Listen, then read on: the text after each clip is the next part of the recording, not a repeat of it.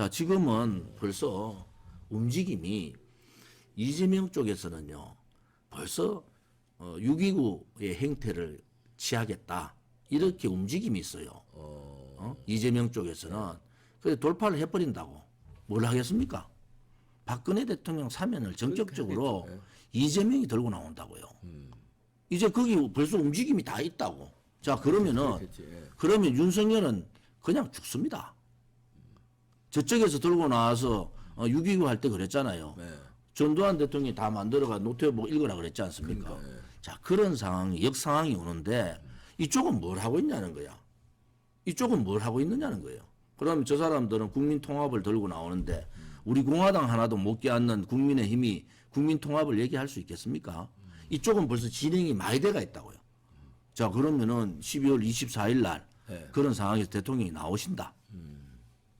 그 상황까지도 좌파들은 생각을 하잖아요. 네. 좌파들이 쓸 수 있는 카드는 너무 많단 말이에요. 그 윤석열이 쓸 수 있는 카드는 뭐가 있습니까? 저는 없다고 봐요. 그것은 바로 전체 보수 우파, 그 당시 황교안 대표가 대표할 때, 네. 총선 때 우리가 껴안아야 된다, 너네들. 박근혜 대통령이 거대 야당으로 뭉쳐라 할 때, 언제 박근혜 대통령이 그 당시에 그 뭡니까? 미래통합. 미래통합당이 바깥에 있는 태극 세력을 극으로 몰고 바깥에 유튜브들 다 극으로 몰고 발로 차락했습니까? 그게 아니잖아요. 너네가 거대 야당이니까 바깥에 있는 태극기 세력이나 유튜브들을 다 껴안아라. 그 메시지잖아요. 그 메시지를 그 메시지이기도 하지만 저 거대 야당을 중심으로 뭉쳐라 하면 소수 야당이 거대 야당하고 제일 같이 합쳐라. 앞에 대통령께서 이러잖아요. 정말 죄송하고 감사하고 죄송하다. 거기는 대통령께서 그러면 바깥에 있는 태극기 그 고생하는 태극기 세력을 발로 차라고 그런 메시지를 준 겁니까? 그것은 아전 인수격 해석이잖아요. 그때 다 껴안았으면 지금 대선에서 이런 사태도 벌어지지 않는 거예요. 그것은 아전 인수격 해석이잖아요. 그때 다 껴안았으면 지금 대선에서 이런 사태도 벌어지지 않는 거예요. 그때 황교안 대표가 그때 힘이 없었어요, 사실은. 힘이 없었다. 그래 우리 공화당하고 연대 문제를 최고위원회에 올렸어요. 네. 마지막에. 그때 있었던 최고위원들 우리를 쌍욕했습니다. 좌파들이. 우리 공화당이 그 투쟁했는데 그렇게 힘들게 투쟁했는데 그 자리에서 최고위원회에서 우리한테 입에 담을 수 없는 욕을 했어요. 거기서 뒤틀어져 버린 겁니다. 그래서 지금도 마찬가지예요. 지금도 윤석열 쪽에서 제가 뭐 아무튼 뭐 이준석은 바뀌고 다 이재명은 제가 했잖아요.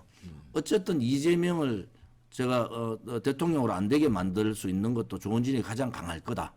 내용을 제일 많이 하니까. 그런데 윤석열 후보가 이제 해답을 열어야 돼요.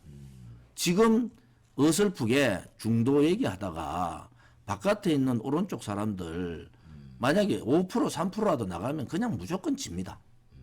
무조건 지게 되죠. 그때 후회하면서 우리 공화당한테 해답도 안 내고 아무런 제가 해답을 내라고 해법을 찾아가 제시하라고 벌써 한 지가 한 달이 넘었잖아요. 그런데 저 사람들 분위기 뭔지 아세요? 우리 공화당이나 바깥에 있는 태극기 세력들 잘못 손잡으면은 중도 날아간다는 거야. 그게 이준석 논리지, 이준석 논리. 네. 그게 아니고 해법을 내면은 정권 교체의 당위성은 다 알잖아요. 네. 그래서 전제 조건 몇 가지를 꼭 제가 왜 전제 조건을 얘기하느냐? 좌파들한테 놀아나지 말라는 거예요. 지금 만약에 이걸 전제 조건 안 하면요, 좌파들 잘 아시잖아요. 네. 그 치밀함, 그 다음에 끈질김, 악독함이 있단 말이에요.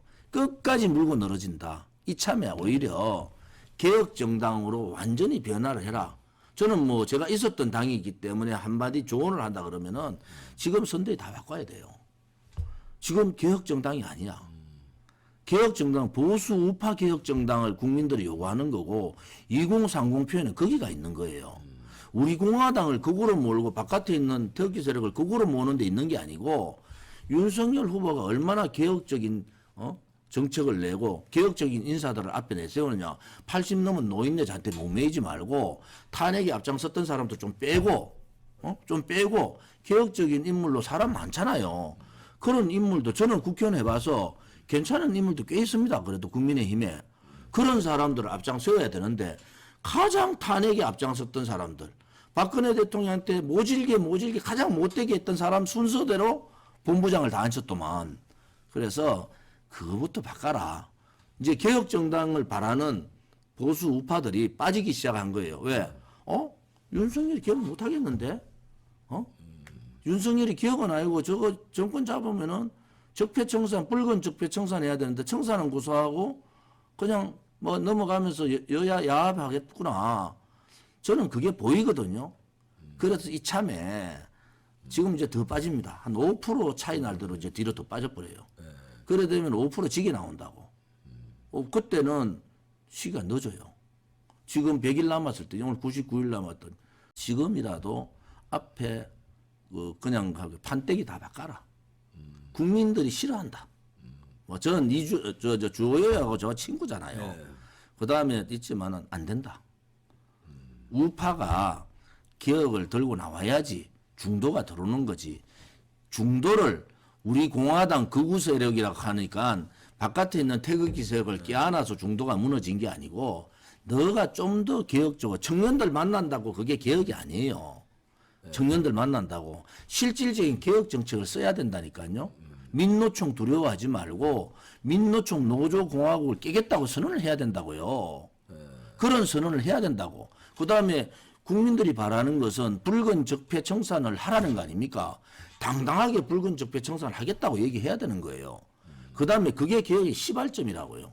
국민들이 바라는 것은 60%의 국민들은 문재인 정권의 이 지금 폭압에 견디다 못해 이제 나온 거 아닙니까? 부동산 문제, 세금 폭동 문제, 그다음에 학교, 그다음에 자사고 문제, 원전 폐기 문제 등등 유아법 문제, 노동 3법 문제, 지금 악법 때문에 당한 사람이 너무 많으니까 이거를 걷어내라는 거 아닙니까?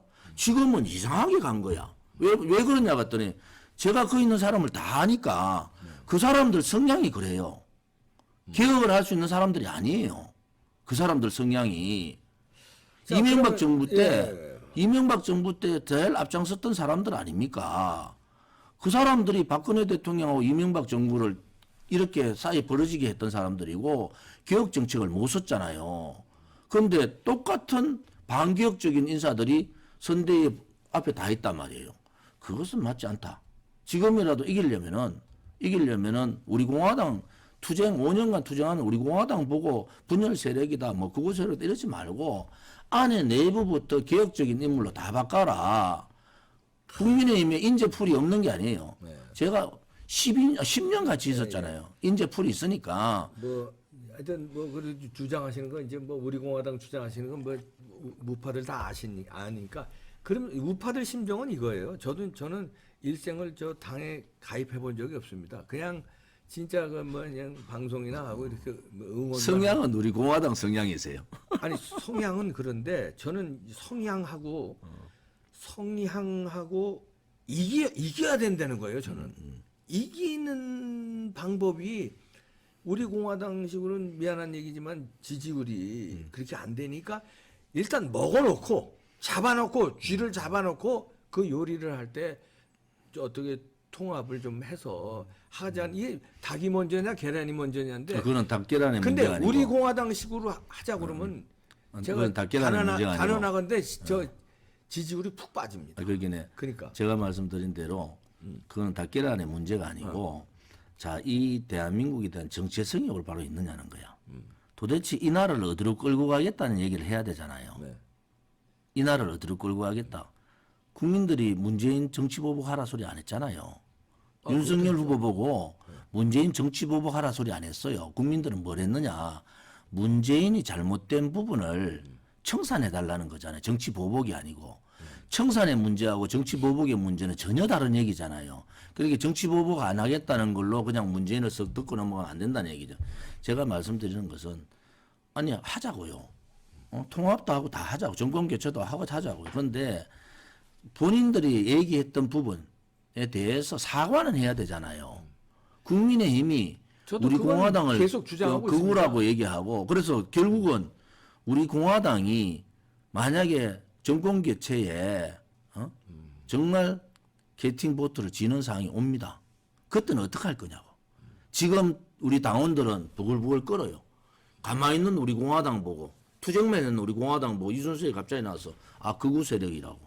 극우 세력들하고 아니, 이게 뭐, 못한다. 저희 유튜브한테도 그랬으니까 그건 뭐 그래서 저는 무시해 버리시고 우리 이 선배님 말씀대로 하자고요. 하는데 이런 방법으로는 안 된다. 저 솔직히 말씀드리면은 이제 정말 어떤 식으로 문재인 정권 좌파 독재에 청산할 거냐. 두 번째는 어떤 개혁 프로그램을 가져갈 거냐. 이게 돼야 되잖아요. 우리 공화당은 굉장히 수준이 높다고요, 지금. 지금 제가 말해서 60대 이하하고 60대 이상이 반반이에요. 우리 공화당 전체 당원의 숫자가. 그리고 전문대학 이상이 거의 50% 60% 넘는다고요. 자, 그러면은 우리 공화당이 지금까지 5년간 한 번도 변함없이 투쟁을 하고 있단 말이에요. 그것도 문재인 정권하고 지금 투쟁을 더 강하게 하고 있잖아요. 그러면 여기에도 목소리를 들어야죠. 목소리 안 듣고 그냥 당신들 들어오려면 들어오고 들어오지 말려면 들어오지 마라. 그거는 이미 지나간 얘기. 그거는 제가 대통령 후보를 선언하기 전에 얘기고 제가 대통령 후보를 선언해서 이미 선거 자금이 서고 있고 당원 조직이 다 돼가 있고 선거에 움직일 수 있는 1만 명의 조직이 다 갖춰져 있는 상태인데 자 우리 보고 그냥 있어라. 언론 방송이 언론에 그 TV조선도 나오셨잖아요. 지금 언론하고 방송이 조원진 우리 공화당 금기어라 하더라고. 제가 편집국장도 다 만나봤는데 밑에 기자들이 조원진 우리 공화당을 실으면은 기자들이 요거도 묻는데요. 금기어래 금기어. 왜 금기어겠습니까? 저는 당당하게 문재인 정권을 인정 못한다고 얘기할 사람이에요. 자 그러고 지금 박근혜 대통령의 탄핵은 이거는 거짓이다. 촛불은 혁명이 아니라 쿠데타고 권력 찬탈한 자들이다. 이렇게 저는 정의를 하고 가잖아요. 한 번도 변함이 없이 거기를 가고 있다면 문재인 정권을 싸웠대. 우리만큼 정권 교체를 원하는 사람이 어디 있겠습니까? 우리만큼 우리 공화당만큼 조원진이만큼 정권 교체를 원하는 사람이 어디 있습니까? 우리만큼 우리 공화당만큼 조원진이만큼 정권 교체를 원하는 사람이 어디 있습니까? 참 어려운 문제인데 참 어려운 문제를 국민들이 알아서 잘 풀어주실 겁니다. 이제 예를 들어 조화롭게 이제 우리 우파 국민들은 그거예요. 그러니까 우리 공화당 인정한다 그래. 아주 오히려 당 색깔은 더 마음에 들 거예요. 그러나 정권을 잡아야 되는데 그 색깔이 방해되면 약간은 좀 죽여라. 그래서 화합해서 어떻게든지 저 적을 쓰러뜨려라. 저 적은 문재인 정권이고 이재명으로 유시되는 저 후보가 대통령 되면 안 되는데 저걸 막으려면은 좀 단일 대우로 해서 좀 특공대도 좀 들어가고 해군도 들어가고 공군도 들어가고 육군이 좀 거대하니 육군하고 좀 잘 화합해서 좀 무찔러 달라 이거예요. 그런 말씀이에요. 그런 말씀인데 그래서 제가 통합의 문을 제가 출마 선언하는 날 통합의 문을 열어놓겠다. 그러고 이준석 대표는 안 되니까 후보 되는 사람이 답을 달라. 우린 기다리고 있어요. 자 기다리고 있는데 좋은 답이 뭐 답을 만들어내야 되겠죠. 단지 답을 못 낼 경우는 방법이 없지 않습니까? 그 답을 우리 보고 해답까지 내라 하면 안 되잖아요. 국민의힘에도 제가 10년 이상 국회의원을 같이 해본 사람들 중에서 올바른 생각을 가지고 거기도 있죠. 깨끗한 정치하겠다는 사람도 있고 정말 당당한 사람들이 있어요. 지난번에 예를 들어서 뭐 지금 김도호 원내대표 같은 사람은 불출마 선언했잖아요. 제가 좋아하는 후배라고. 뭐 그런 사람들이 다 있잖아요. 그러면은 사람을 좀 바꿔라. 왜? 우리하고 절대 협상할 수 없는 사람들 앞에 전면 다 나와 있어요. 탄핵에 가장 앞장섰던 사람들. 박근혜 대통령을 정말 모멸차게 욕했던 사람들. 요 사람들이 앞에 다 나와 있어. 그러면은 윤석열이 하고 싶어도 못하는 겁니다. 그래서 또 국민들도 판때기 바꿔야 돼요. 지금 이 상황으로 좌파들하고 싸울 수 있다? 그렇지 않습니다. 그래서 저는 우리 이 선배님 말씀이 옳다고 보고 우리는 뭐 기다려야죠. 단지 하나 정치는 어떨지 모른다. 저는 이 상황으로 그냥 갈지 않을 것 같아요. 12월 1월 중순 정도 되면은 뭔가 큰 변화가 오는데 그때도 저희들은 좀 대비를 하고 있다. 그래서 저희들은 저희들의 득표 활동을 위해서 언론 방송이 저희들을 금기어로 시키고 노출을 안 시켜주잖아요. 그런데도 우리는 계속 하고 있는 이유는 우리가 가야 될 길을 뭐 이번 대통령 선거를 우리 공화당이 끝내는 선거가 아니잖아요. 예. 우리는 정당이고 또 73년 정당사에서 민초들이 모여가지고 자기들이 돈 내가 운영하는 정당은 우리 공화당이 유일하다고요. 자 그러면은 저도 정치학을 했는데 이러한 정당의 민초 정당의 실험이 성공을 해야 된다. 그래서 제가 이랬죠. 사람 따라다니지 마라 이제. 사람 따라다니지 말고 이제 소위 말하는 국민 얘기하지 말고 그 당원이 민초들이 모여서 하면은 그게 민주정당이 되고 그게 자유정당이 되는 거다. 그런 입장에서 저희들이 굉장히 큰 실험을 하고 있어서 뭐 우리가 이번에 대통령 선거에 이랬다 저랬다 그걸 대해서 우리 공화당이 계속 갈 거예잖아요. 그래서 다음 총선 때는 아무튼 교섭단체를 만들겠다라는 그런 입장을 갖고 있어서 문제 해법은 국민의힘에서 풀어라 이제. 예. 뭐 오늘 시간이 그래도 많이 갔는데요. 시청자 여러분들이 각자 알아서 판단해 주시고 특히 국민의힘에서도 군소정당을 끌어안는 노력은 다각도로 해주시는 게 좋을 것 같네요. 그리고 하여튼 잘해서 정권 교체되는데 여러 가지 의견들은 다르시겠지만 그래서 저희는 이제 그런 의견들을 다 듣기 위해서 오늘 조원진 대표도 모신 거고 또 다른 분들 김경재 후보라든가 다 이렇게 우리가 모시니까요. 판단은 여러분이 하셔서 정권 교체 힘을 모아주시기 바랍니다. 조원진 대표였습니다. 마치겠습니다. 수고하셨습니다.